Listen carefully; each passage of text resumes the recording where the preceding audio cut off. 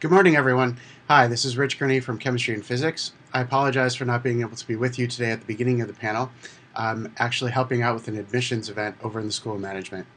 So I wanted to tell you a little bit about how I flip and what I do in my courses. So I'm in the Chemistry and Physics department. I started flipping in about 2011, back when I was investigating the Thayer method, which was done at West Point, which was a method that causes student or encourages students to come prepared to the lecture to discuss the lecture as the instructor, not just as a student.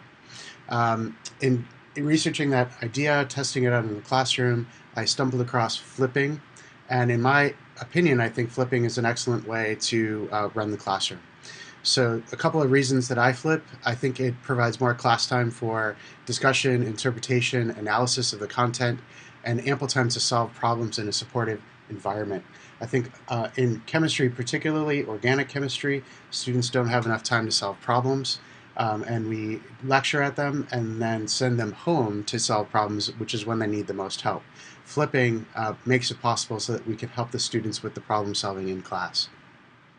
I think it also gives an opportunity for students to engage in other learning styles, such as discussing, arguing their point or position, provides kinesthetic learning opportunities to connect a problem in a learning event to the classroom, fosters a sense of community. I see this. Our students get to know each other much better by working with a different person each class period.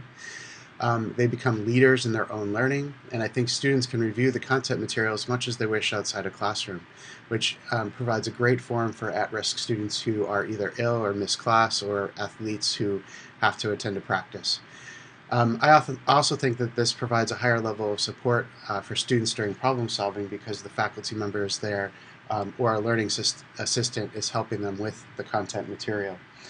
Some logistical considerations to think about: I think you have to consider the maturity of students. Are you working with first years or juniors and seniors? I think first years require much more structured learning environments and scaffolded learning environments within the flipped classroom, whereas I think the juniors and seniors can sort of learn how to go out and find information and learn from it, even if it isn't specifically tailored to that course or that demographic. You have to consider whether it's a required course or an elective. I think the required courses students are often less interested in the work.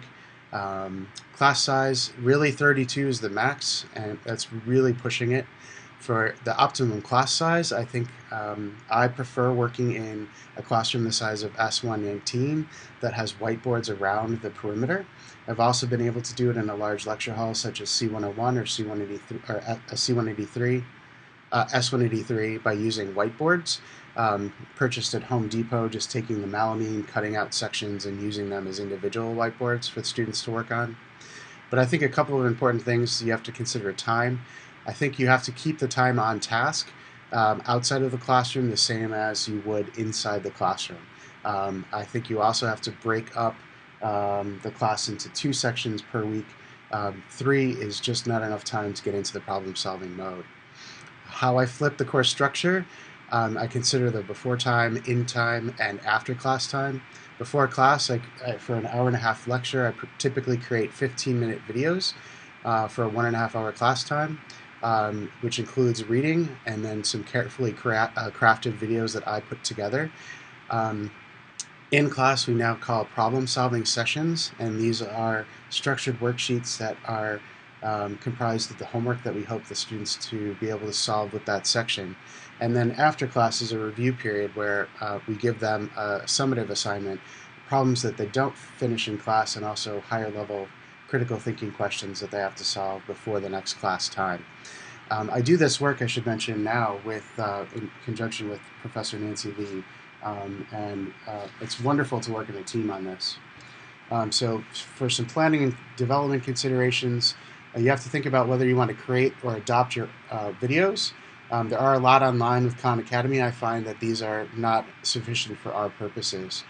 Whether or not you have the ability to use learning assistants within your classrooms to help reduce the faculty LA to student ratio.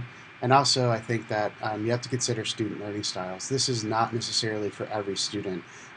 Once we had an international student who really had a difficulty in seeing peer instruction as authority. So I think that's a strong consideration as you move forward, that you'll have certain students that do not like this specific learning method.